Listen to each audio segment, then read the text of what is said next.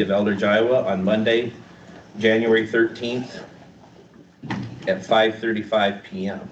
Roll call. Campbell, Present. Blackwell, Collins, Yossi, Present. Dockery. Present. Roll call complete. All right. Looking for a motion to approve the agenda. So moved. Second. Motion by Campbell, second by Dockery. All those in favor say aye. Aye. Nays? Ayes have it. Number 3A, discussion of HOA fees for maintenance of detention ponds. Jeff, can I call on you for this? Yes, Mayor. I've got some notes prepared, so I've kind of got a lot of information. You did all receive an email today from Allison, which I got a summary for and what I'm about to tell you. So your packet today contained information on fees charged by HOAs in the city that only maintain detention areas with those fees. And that was requested at, I think, the meeting on the 16th. Since the last meeting, I looked up the plans and visited the larger detention pond that serves Blackhawk Hills area that is the subject of a lawsuit between the owner and Blackhawk Hills Condo Association and Scott County. When maximum storage was added to the subdivision, piping under the parking lot created some detention, but most of it enters a newly installed pipe behind the Sheriff's Department substation. This drains more water than I thought into this pond. I found documentation that states the pond was designed to handle runoff from both lots, so this is not a concern for the city. The lawsuit remains a civil matter currently. So at the last meeting, I basically said that all of that, most of that water, all of it was detained on those properties. I think it was originally for the Sheriff's Department, but with the installation of this new pipe, a lot of it is going directly to the pond. So I just wanted to clarify that because some of the residents, called me about it, and I did share this information and those plans with them. So just for clarification. Throughout our meetings on this topic, it has been the consensus of the City Council that the city should not assume the direct ownership of detention facilities. There were discussions that perhaps the city could maintain these detention facilities without ownership. I posed this question to the city attorney as requested and emailed you her responding memo this afternoon, which is when it arrived. This is a summary of some of the points in that memo. The city has established ordinances to deal with property maintenance issues that include fees for services to enforce compliance. City funds must be used for public purpose. It's possible that maintaining stormwater management systems could qualify for this if an agreement between the city and the property owner is in place. However, city practice has always been to enforce ordinances against property owners, and entering into an agreement to maintain private property would be a change from the current process. If the city chose to maintain only some detention ponds and not others, this would create scrutiny. We already have a process in place to address properties that are not maintained. In this case, instead of forcing property owners to comply with city code, the city would be taking over their property and maintaining it for them. Taking these steps could create a slippery slope with other residents by incentivizing them to request assistance with their own private property needs. Residents in disagreement could argue that the city is using funds to maintain private property and force the city to explain why they should not use public funds to help with whatever their private property requests entails. The city could have difficulty defining a consistent standard that meets the public use doctrine. Maintaining detention facilities we do not own would also result in an increased considerations for liability and insurance purposes. Maintaining the property would transfer responsibility to the city to ensure it is in good condition. This would include repairs and changes as needed, unless otherwise determined by an agreement, and would mean the city assumes liability for damages, injuries, and environmental issues arising from their operation or condition. So that's a summary of what the city attorney sent earlier today. So several HOAs and business entity owners have already told me that they intend not to pay property tax on their detention facilities to force a sheriff's sale on the parcel and most likely ownership by the county. It is likely this is the attitude of detention owners all over the state, since property tax is now being charged, therefore creating this new and unintended circumstance. Counties will most likely pressure the state to take action and legislate a solution prior to or after this happens. If Eldridge were to assume ownership of these ponds in the meantime, there would be no turning them back over after the fact. So that's my own personal opinion. Taking this all into account, administration recommendations would be to consider these three things. Update the city ordinance on stormwater detention facility maintenance to ensure broad and fair enforcement, which is on tonight's city council agenda. Consider repealing or enforcing the resolution 0431 defining stormwater utility fee to residents draining into the regional detention pond. We had talked about that in the past. It seemed like the council was leaning towards repealing that ordinance or resolution.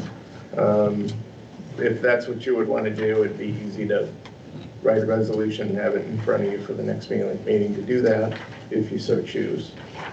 And then also there was talk about considering implementing a stormwater citywide utility fee. This would create additional revenue stream for stormwater maintenance, including stormwater related street infrastructure, among many other things that was listed in several other memos. That's what I've got on that. Thank you, Jeff. Does anybody have any questions for Jeff on that? Jeff, excuse me, do you have an idea when the pending litigation in the southern limit of our town could get a court-ordered result? Marilyn Rouse had mentioned March when she was here in the past. Would be the next time it goes in front of the court. I don't know if Marilyn's here. Has that changed, Marilyn? Is March still when you think that you'll go to court next? Yes. March. Because I'm questioning if we should do anything until that's resolved through the court system. I'm not a big fan of taking over detention ponds. The one on Pinehurst 11th edition. That's one of the challenges to all these. They write the covenants after the subdivision's already developed, and we never get to see those. And that specific one, if you read it, it states the pond will be deeded over to the city, which we have not accepted. It also states in there that all their HOA fees go for other things like liability, insurance, everything, nothing to do with the maintenance of that pond. We didn't create those. We didn't create the HOAs. So I think we should just sit tight on this issue for a little bit and see what the court ruling does, first of all. I would agree, Brian. I read all of Allison's memo twice today, and there's about 6 reasons in there why we should not do anything and just sit back and let it all play out, whether it's local, in the courts locally or on a statewide basis. I don't think Eldridge needs to be the one out there setting precedent for other towns and communities. I think we just need to sit tight and let it all play out. I'm on the same page as you guys, and if you look at the bigger picture, I think this is something that we know is a statewide issue. And again, like you said, Scott, I don't want to set the precedence for little Eldridge, Iowa. I think this is something that ultimately is going to have to be lobbied, and you're going to see some state rules that are going to change how this plays out for all communities. I don't think that, this lawsuit that we have here is just going to be one example of it. And I think there's a lot bigger things coming, but I also think that that's going to take some time, and could it be months to years before we see a final outcome. But ultimately, going back to the taxing purposes of these detention ponds, one would hope that with some proper lobbying that could get reversed and there would be no taxing on something that the state is pushing that has to be mandatory.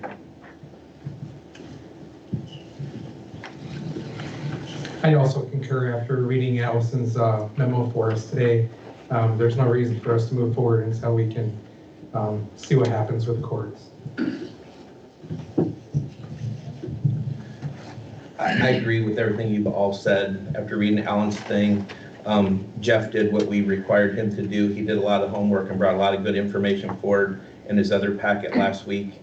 So when you take that in consideration with the city attorney saying, I think right now the recommendation is just to sit tight and wait till March until that comes to play and see how that goes. And like Ryan says, there's no reason for Eldridge to bear the expense of this and our expense, both financially and mentally, to try to figure this out and just wait till the court's done and then see where it goes from there.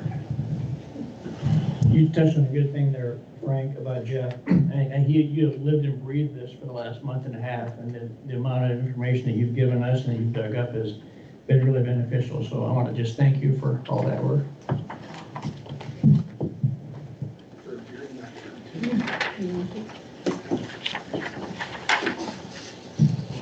All right, and then the consensus on that is we'll just let that sit and see what transpires. Okay, we'll move on to 3B, goal setting. Nevada, can I turn this over to you? Thank you, Mayor. I put this on the agenda tonight just to get that discussion started. I know there was interest in doing some goal setting in the beginning of this calendar year. So I just wanted to go over some of the information from our most recent strategic and comprehensive plans. The strategic plan was last completed in 2019, and it was an update to the 2010 strategic plan. It goes through the assets and priorities for a one-year period. They started the update to the strategic plan in January of 2019. They completed that process in August of 2019. If you've read the strategic plan or are familiar with it, pages 3 and 4 have the most up-to-date statements for the Eldridge mission, value, and vision statements. Some of the goals that they had listed in that plan were new public facilities with the City Hall and PD, also housing, an office for the mayor, and the Chamber of Commerce. It talked about having the state-of-the-art website to ensure that Eldridge is known as a progressive and welcoming hometown with a vision. And it also includes things such as the community profile and the demographics for the city. It's structured with 3 different components for this particular plan. It had the recreation component, and then it goes into 6 objectives, and each objective then gets broken down into 3 to 5 key strategies and actionable activities for each objective. The second component, set up the same way, was for city facilities and services, and then the other component that was included in that strategic plan was the economic development component. And then it has an appendix that includes all of the community input results that were gathered throughout that period. The comprehensive plan includes 6 different goals. It was done in 2011. Those 6 goals are land use, community development, growth and management, economic development, housing and recreation. And then it breaks it down to strategies for implementation of each of those goals into 3 different categories, with ongoing strategies, short term, which are 5 to 10 year, and then long term, which are 10 years or more. The original comprehensive plan for Eldridge was drafted in 1993, updated in 2003, and then updated in 2011 was the most recent time that that's been reviewed and updated with new goals and strategies. The strategic plan was conducted separately as a way to re-examine the general goals and create implementation strategy to go for the first 5 years of the comprehensive plan. So with that information, what we need to decide now is, when is the council interested in starting the next process for goal setting? Do we want to use a consultant or see what other cities have been doing for their goal setting? Do we want to create a steering committee to help structure that process, or what additional next steps would the council like to take as far as the timing of that goal setting process this year.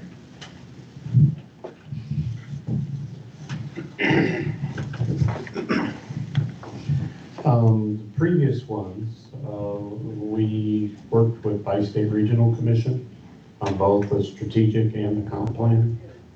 Now, I do think the comp plan needs to be addressed probably every 10 years. It's been almost 15 years now. I'd like to do that first, then go into the strategic plan. There's one thing I caution everybody about the strategic plan. There's no cost components in that strategic plan. There's a wish list of community members. But for the comprehensive plan, how do we want the town to grow? We just ran into that a little bit on South Fifth Street.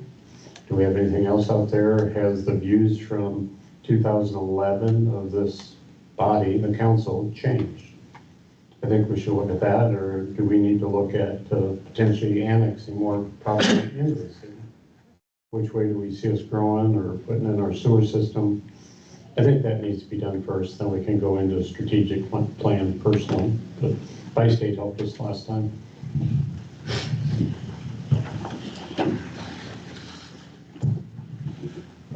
You had mentioned some partnership, and I know that there's been a hand reached out by City of Bettendorf with Decker Plain, and Mayor Gallagher have volunteered to come out and kind of start us off and show us how they do their goal setting, and at that initial meeting, and that would be something that I would be in favor of as we get started, whether that's February, March. But I think that using our neighboring communities is a good asset, and they kind of will ideally be in the same vision as us anyway, just a little bit different community. So I think that's something that would be beneficial for all of us. Yeah, I agree. I would be in favor of Nevada. You listed 3 or 4 things there, how we could proceed forward. I would prefer to have you outline those in writing for us to look at and bring it back and talk about that, and including what Ryan said there, and proceed that way. But I also get Brian, the sooner the better. I will caution, if we do them at the same time, they're going to get quite confusing. Right, I agree. So, in my opinion, we need to knock one off and then address the second one. And I would be interested too to see, on the 2011 comprehensive plan, what did we accomplish? Is there still goals that we need to accomplish, and then keep moving forward with those goals, plus add some new goals?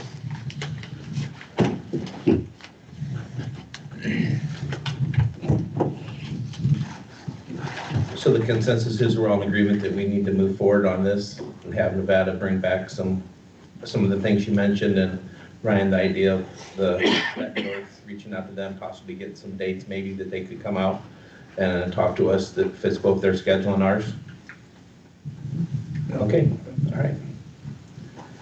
Move on to 3C. Review of the plans and specifications for the South First Street Overlay Project.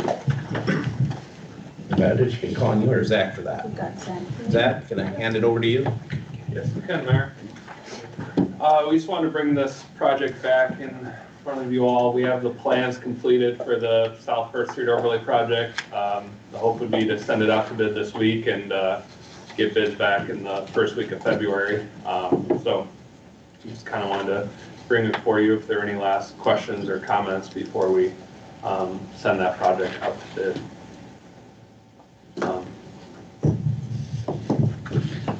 Zach, can you send us the specifications?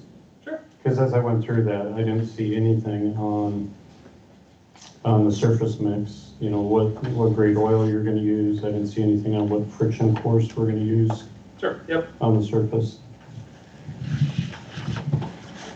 Zach, in the plan of repurposing that, that's also going to get hard shoulders now, right? Instead of gravel? Yes, that is the plan, is that now we would do 5-foot paved shoulders on each side. So the gravel shoulders will go away, and then there'll just be dirt to tie back in. So, yeah, so there shouldn't be any gravel then out on that section of South First. Then will that resurfacing stop just on south of Lincoln Road, or will that go all the way down to the intersection there by the cat plant? Yeah, it'll go all the way from the south city limits. Yeah, all the way to the south city limits. Okay. Yep. go all the way north and tie into where the First and Leclerc project stop. The only thing I question is on the trucking companies. We're gonna mill out 3-inch to the back so we can overlay asphalt back in there on their approaches. Yes. Structurally, milling out 3 inches of that and replacing with asphalt, will that handle the loads they're putting out there, or should we tear out the concrete and put in concrete? We were looking at concrete originally, but most of the approaches, I think all of them except for the new innovation center, where we are tying in that area, that is asphalt right now, at least overlaid asphalt. So we really won't be decreasing the pavement section at all. We're gonna be milling in and putting asphalt in, yes, but we'll be adding to the rest of the pavement section, so. Zach, the only question I had was on that new rec trail. I see you've got it going back like 22 feet on the west side and like 17 feet on the east side. Is it necessary to replace that much of that brand new asphalt? Or could we get by with where they need to make that header cut right by the ADA there where the shoulder's at? I think it's primarily for the grading, just since we're raising the road 3 inches, just to make the grades tie in so they're compliant ADA wise, is why we were going back to those distances. Okay, thank you. Yep. Any other questions for Zach on that right now? Thanks, Zach. Okay, and then I guess the one other question or I guess council's input on that is we're looking at potentially putting rumble strips on the shoulders there, and it's not a requirement since not primary route and whatnot, but since now we're adding 5 foot of paved on each side, it's a good safety feature. And so we're looking from Lincoln south, so basically where the 45-mile-an-hour section is where we're looking to put it in. So I guess we just wanted to see if anyone has any opinion one way or another. Would that be on other roads traveling in Iowa, on the rural highways? I've seen that continual rumble strip, and I've seen it where they do approximately like the length of a car, Yeah. and then it's solid surface for a while, then another length of a car, and then so it alternates. What were you proposing? I think you would propose doing the alternating, where actually I think it's, the standard is 48 feet of the rumble strip, then it's a 12-foot gap of nothing, then you start it up again. So it just kind of follows that pattern throughout. So it's not completely continuous. It's really only on like the interstates, I believe, where it's a requirement for it to be continuous the whole way. So I think since we're adding more pavement section, since now we're gonna have 10 feet more of paved area, I think it would be a good idea just for driver safety and make sure, you know, they're deterring people from using the shoulders for anything other than, you know, emergencies and whatnot.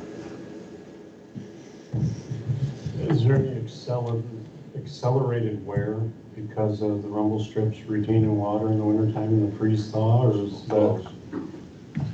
Yeah, I mean, there potentially, I guess, could be a little more wear. I haven't seen any data one way or another that rumble strips cause pavement to wear more than others.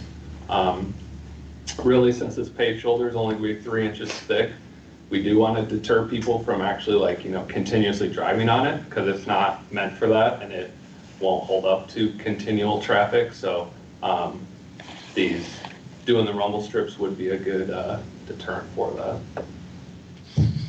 Dale, go ahead. Question, what about a rumble strip in the center of the road narrow?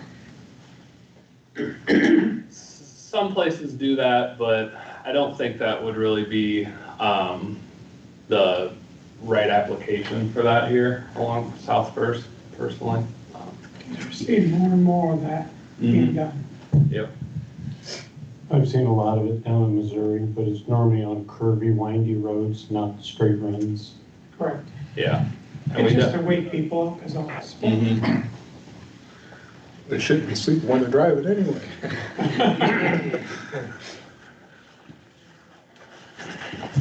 Any more questions for Zach? I'd just like to see specifications to see what percentage wraps in there.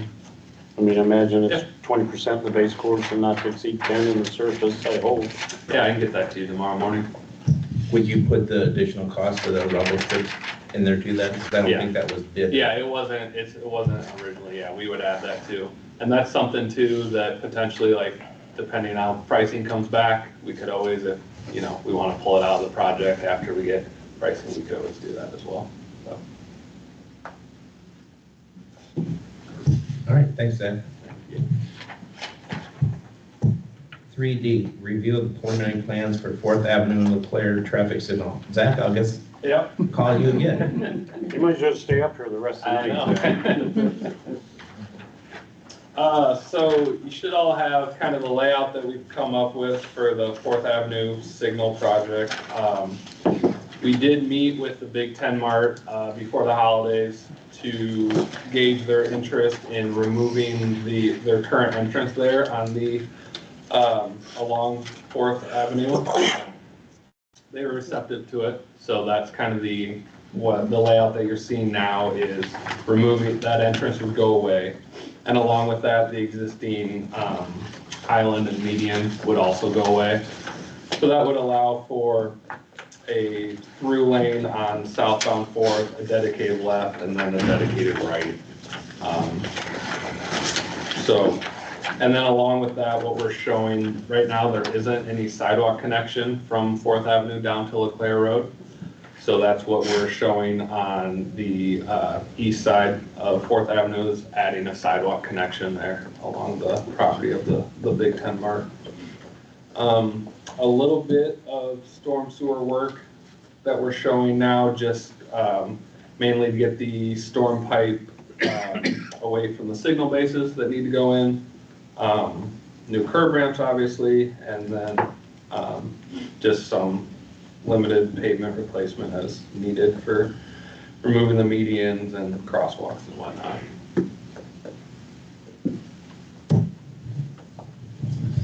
Zach, on the Big Ten property there in the map diagram that you provided there, on the western edge of the property, it shows 3 trees there. Approximately where the most southern tree and the middle one come together, on their property, there is some type of rainwater intake, and that cement is sinking and has been for a couple of years on the west side of that property. I don't know if that's theirs or if that's a city water intake that happens to be on there, but it's caving in. And if that driveway is removed, and I'm for removing it, there's an issue with their concrete already. I don't know if we need to find out if that's our water intake that's collapsing on that property. I'm pretty sure it's private, that Okay. it's theirs. Yeah, they do have some pavement issues on their property. Because that'll put more wear on already bad concrete right there. Yeah.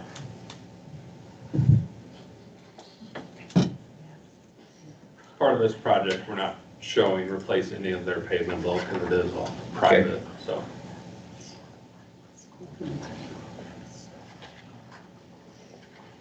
And then also as part of the intersection as well, you should have seen a second sheet that shows removing the mid-block crossings along LeClaire Road too, so. You'd pretty much just be removing those in a pavement patch to put it back. So the colored concrete crossings would go away and it would just be regular concrete that it would be replaced with. The crossings are gonna remain in place, it's just the elevated curb and the planters are gonna be removed, correct?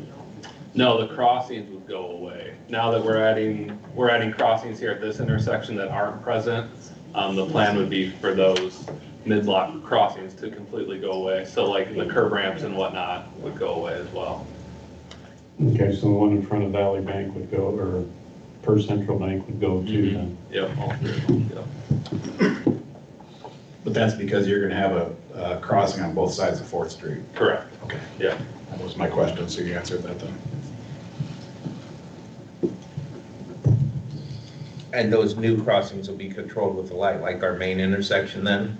Yep, they'll have the pedestrian push buttons, or like at First and Leclerc, and yep, they'll have the pedestrian signals and whatnot. Yep.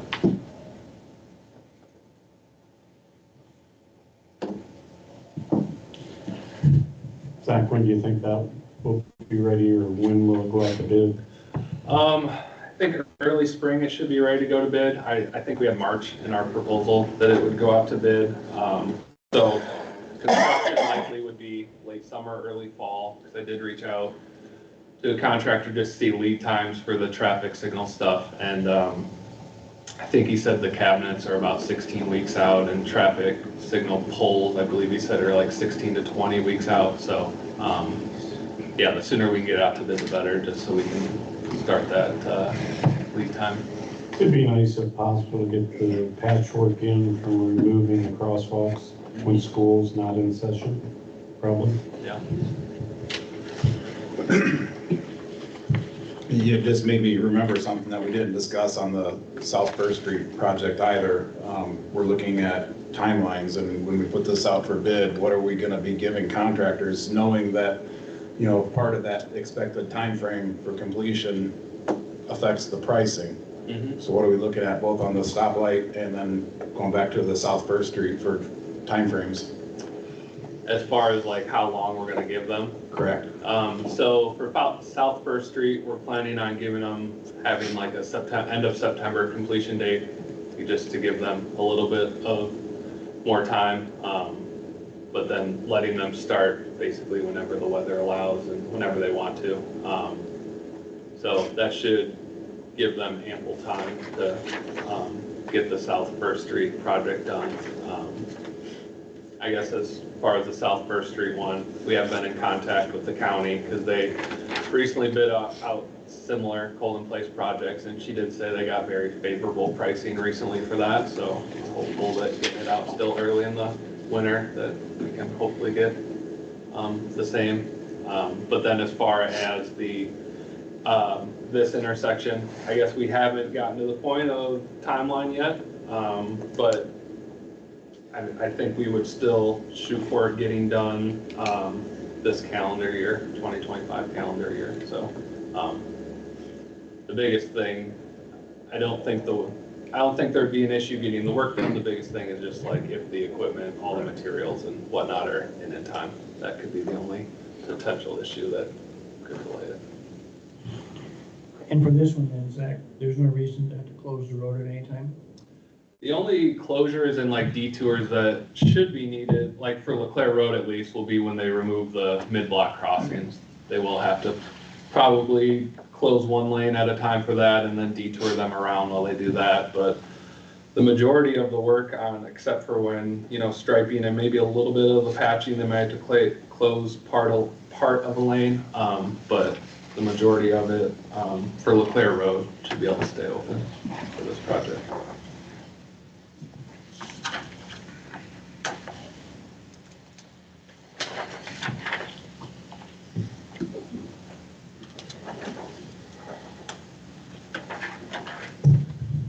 Nevada, didn't Tony and either Colin or both of them look, there's not gonna be an interference with the footing with the, I don't know if that's not really a water sewer, but it's electrical or something, that everything's fine, right? Nothing will have to be moved? Correct, correct.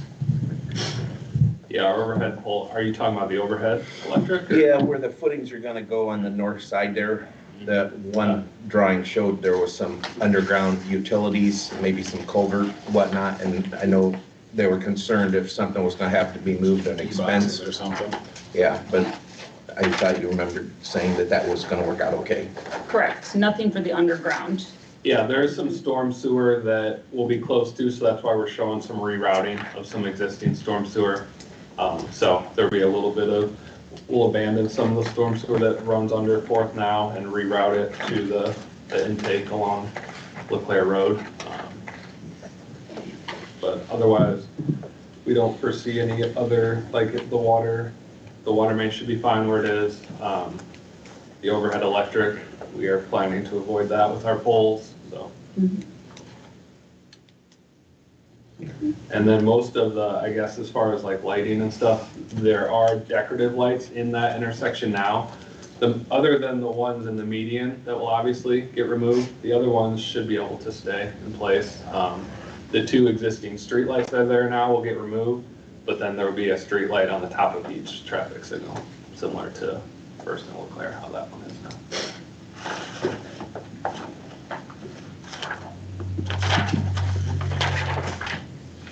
Any other questions for Zach on the traffic light? Nope. All right, Zach, might as well stay there. 3E, review of the Terracon geotechnical engineering report for the Hickory Creek Pond project.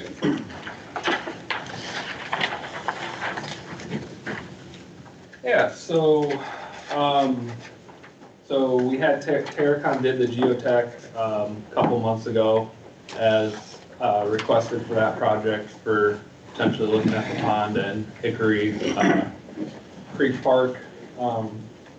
So the memo, we put together a memo based on their geotech investigation. So I guess what the geotech report found is there wasn't quite as, the soil wasn't as much clay as we thought, basically. There is some clay present, but not quite as much as you would typically want to see for a pond for it to retain the water. So if a pond is desired here, there'd likely be some type of clay liner that would be needed, as the memo kind of talks about.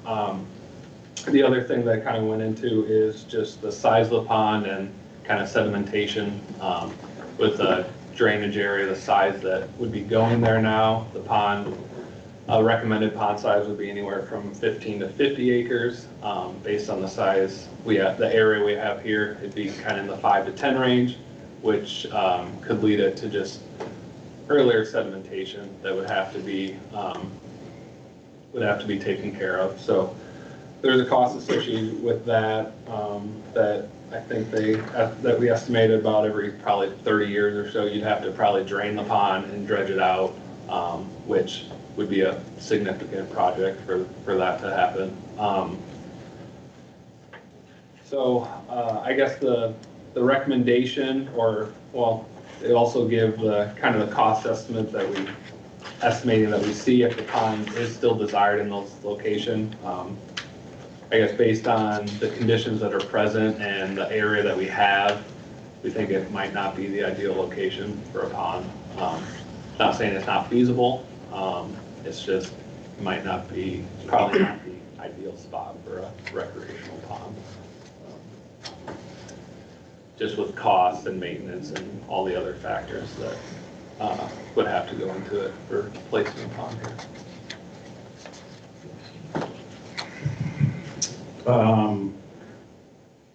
I was disappointed in the report, but at the end of the day, first of all, Brian, I'll commend you on recommending we get that study done first, because if we didn't, we might be spending more money and find ourselves in the same position. But at the end of the day, what this does for me is it comes back to a want versus a need, and we've got a lot of needs in the community, and this is a want that I think, in my opinion, needs to not happen right now. I think the report came back with a negative view on putting this pond there. As fun and neat as it would be, I would have a very difficult time moving forward with a project like that when we have so many other needs that need to be met first. Yeah, unfortunately, I have to agree with Ryan. Just from my years in the park board, this has been like that.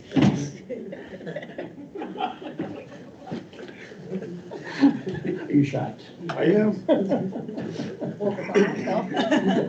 I know the park board has put a lot of time and thought into this, and this is kind of a dream of theirs, but the numbers really do speak for themselves. And I asked Nevada today to send the park board a copy of this so they can have it for tomorrow night's meeting.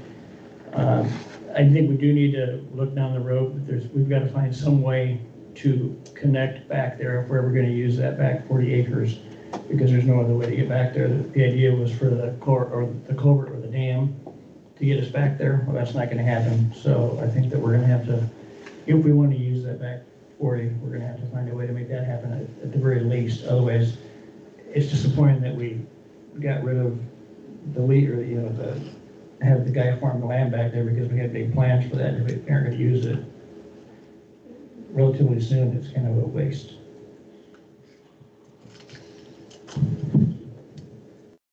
We can take a look. There's currently a crossing about halfway down. If the lake is not there, we can build that area up to get to the back 40. You might find this hard to believe, but I've been across that in my Explorer. I've been back there too, I'm with you. Yeah, but I would think that if nothing else too, should look at leasing that field out for revenue until we determine what's gonna take place back there. I think we let the park board have their discussions first, you know, and then see what they come up with after they see these numbers and what their thoughts are. That would be their complete funding for 12 years. Maybe.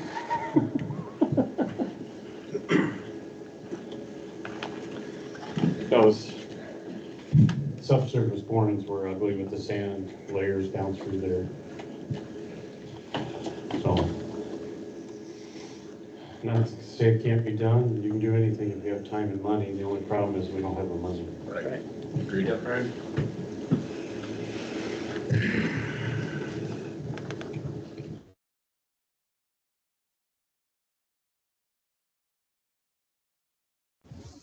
All right, we'll move on to 3F then, review and discuss on the TEEP report. Nevada, Brad?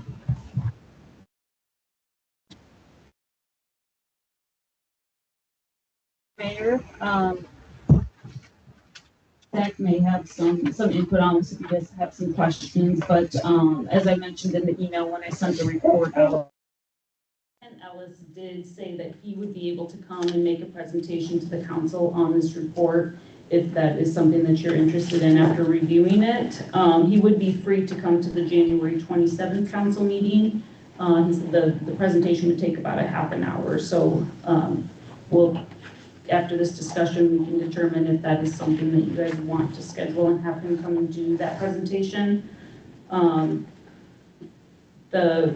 It's obviously a very big report, 240 pages. The first 8 pages or so gets into a lot of what those recommendations are going to be. It provides the price points for some of those recommendations, some possible funding opportunities.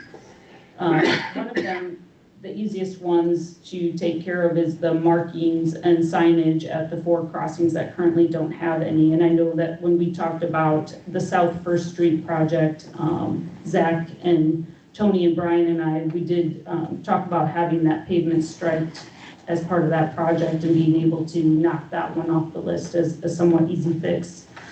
We also talked about putting in the project cost, and I think we put in the plans to do at least a little bit of the sidewalk infill from Muse to Pinehurst.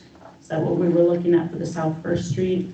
Not as part of the South First Street project. We're not doing the infill. We are adding the curb ramps, I believe, at Sheridan, which were recommended. And then, yeah, like you said, we'll be striping all the crosswalks, which were another recommendation. Okay, and then we've got, they recommended some speed limit signage being shifted further south, and installing some sufficient illumination at all of the crossings, and installing 2 of your speed feedback signs, which have data to support that they do provide traffic calming. And then, of course, the long-term goal of the intersection at First and Lincoln, the recommendation in this report was a roundabout to increase, to enhance the pedestrian safety and to do some traffic calming for that intersection and improve that traffic flow.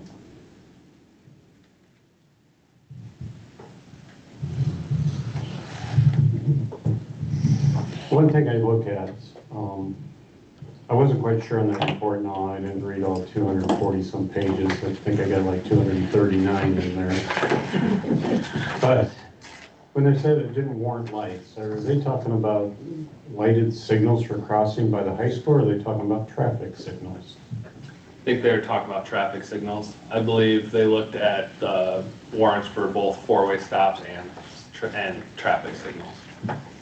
You know, I think I still have the opinion we need to put lighted crosswalks across that First Street for the bike path. ties in. I'm surprised we didn't do some of the things that's in this report when we did South First Street, but live and learn. Some of those probably should have been in there. But we did go on South First Street and Leclerc Road. We went through the exercise of moving it from the south side where Iowa Street was originally designed to the north side. There's a bunch of things that went on there. But I still think we need to take a hard look at that for the other gentleman on what's the cost of putting signalized crosswalks like we have by the high school and a few more places down there. Now, long-term Lincoln Road, I'm not overly concerned about Lincoln Road pedestrian traffic. Long-term, I just envision it's going to go where it's currently crosses First Street and follow that pipeline to the east. Once we get that through there, that'll take the weight off Lincoln Road because people from the southern end of that subdivision can walk north and get on the bike path that runs parallel and adjacent to the pipeline. Now there's timing there. Dale's got subdivisions and everything else going in there, but I think Dale would work with us. But, you know, we had discussions about Lincoln Road, north side, south side, all this, how do we do this? If we just take a big breath, let's look at the timing and see if it can be designed in to go from First Street, where it just crossed, from south to Torrey Pines. What would that look like going from there, across that pipeline easement, over to that neighborhood? Might take a lot of answers to a lot of questions in that maneuver. So I want to clarify, because I think I read the report a little bit differently than you did, Brian. My understanding was the non-warranting of the signal lights means traffic lights, but having push-button lights like are by the high school is what was being recommended. Is that correct? I believe so, yes, with, Okay, so That's what I was with asking. like for lighting clarification. and. Yeah, so it's still, so there would be one at Pinehurst and then also one down at the new trail crossing. So there would be 2 additional push-button signals that would be like in front of the high school.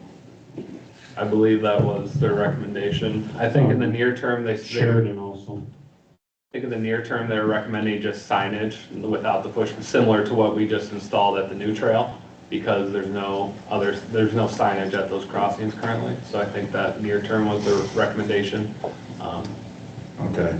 Yeah, I would like to see signaled flashing lights, you know, at minimum of Pinehurst and the South Trail crossing First Street.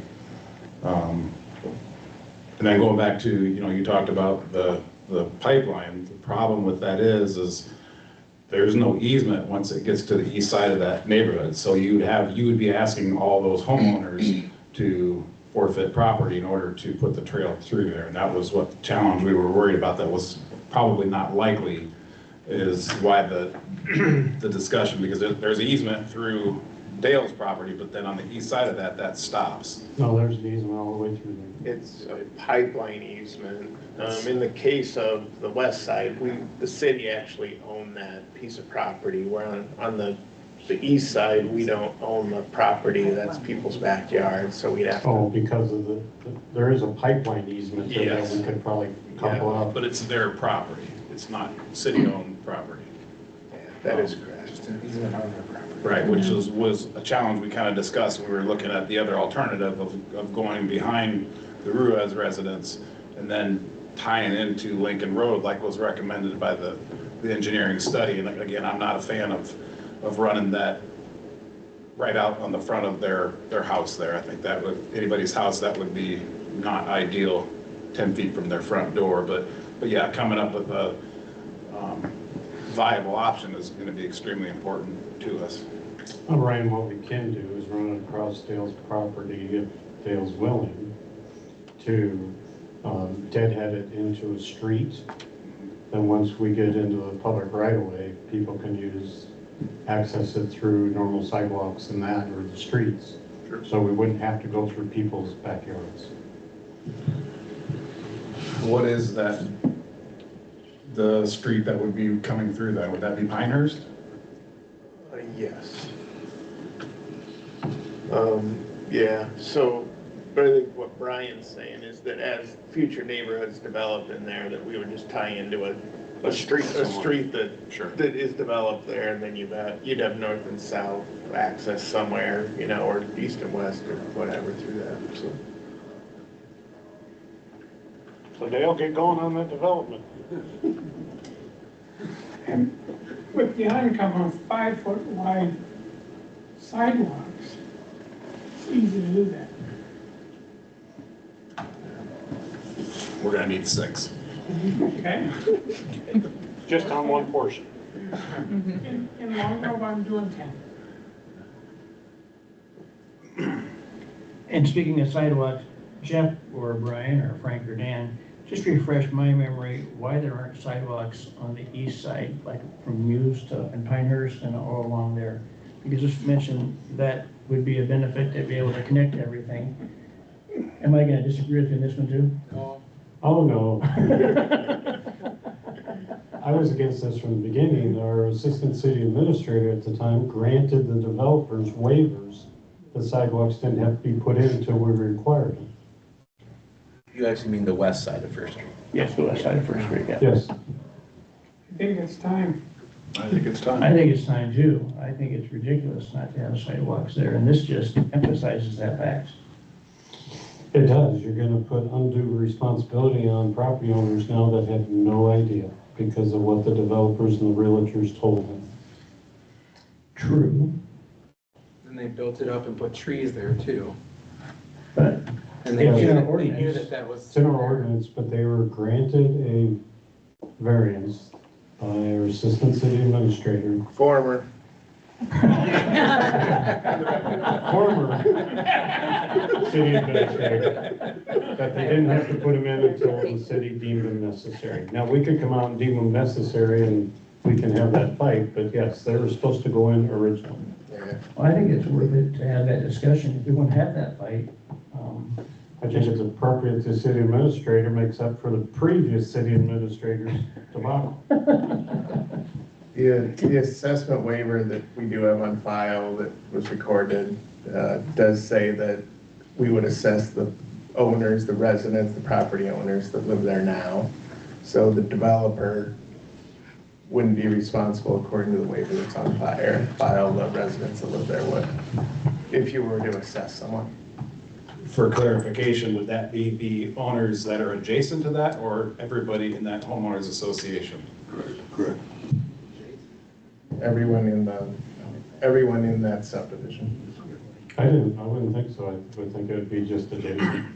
I can check quick.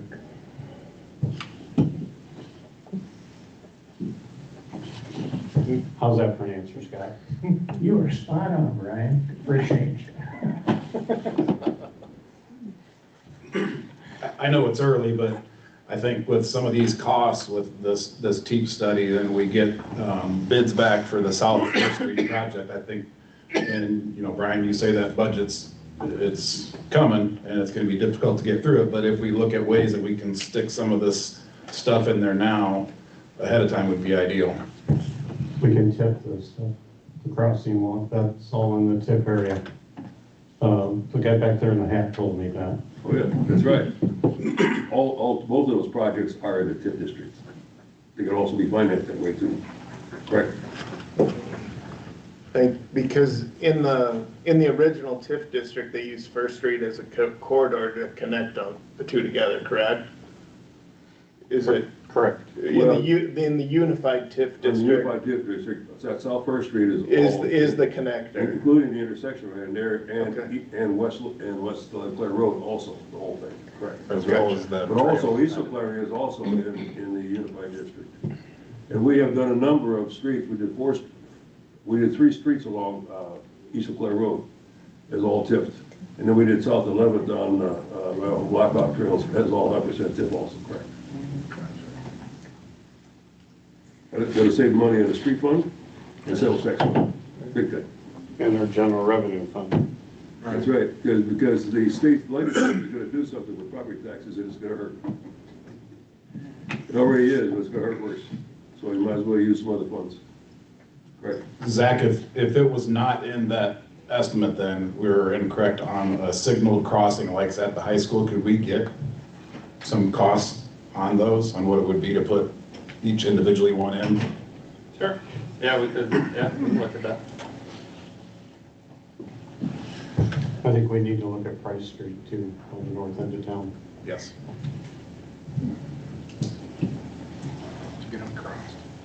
So ideally, we're thinking we would want 3 of them between North and South First Street, 3 additional. 2 on the south side and 1 on the north side. It depends on if you want to do Sheridan or not. It could potentially be 3 on the south, 1 on the north. I think I think it was in the report as well. Kent can speak to a little more about, we just want to be careful about the number of those signalized crossings we put in, because they kind of lose their effectiveness as the more you have, the more you add. And I think part of it showed sidewalk being added on the west side of the street from Pinehurst to Sheridan, which is not there now. And if that sidewalk was there, then that would alleviate the need for having that at Sheridan. Yep.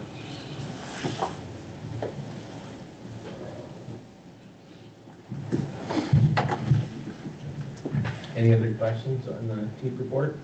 I make a motion for adjournment. One question. TEEP is a good Kent to still come. Do we want him just to be scheduled for the next meeting for a half hour? I'd like Kent to come to, I think it would be a good idea to give some examples. Get some clarification. That sound good? Mayor, the acronym TEEP, what does that mean?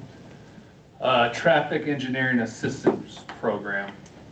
So it's a program that DOT does that offers free engineering. Thank you. I wouldn't agree with that acronym. I'll second his motion. Okay. Okay, made a motion. Okay. The committee of whole meeting is adjourned at 6:32. Thank you. We didn't have to show up until 6. Looks like you gave her a great text and we'll be around. So don't you think we should? Yeah, it's a nice program. So basically it's. I was against that waiver. Why does that spread? I know, come back and like I said. I got sick of it. You never came? I had the exact same phone jack. After the last. But we still went out and did it today. I mean, there needs to be sidewalk in front of Green's house, all that. Oh, yeah. You know,